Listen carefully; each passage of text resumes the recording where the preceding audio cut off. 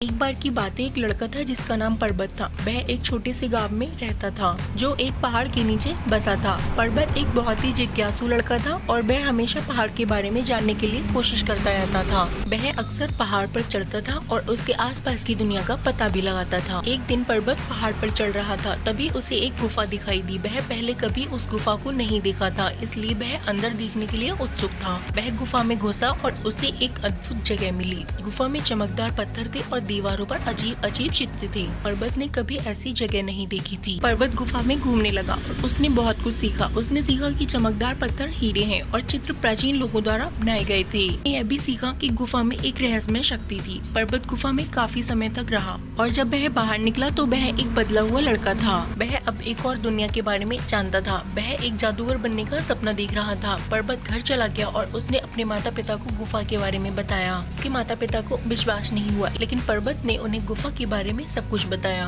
पर्वत अगले दिन गुफा में वापस चला गया और फिर से उसी जगह पर पहुंचा। उसने फिर से गुफा का पता लगाया और उसने और भी अधिक सीखा। उसने सीखा कि हीरे जादू शक्ति से भरे हुए थे और चित्र प्राचीन लोगों द्वारा जादू के लिए बनाए गए थे।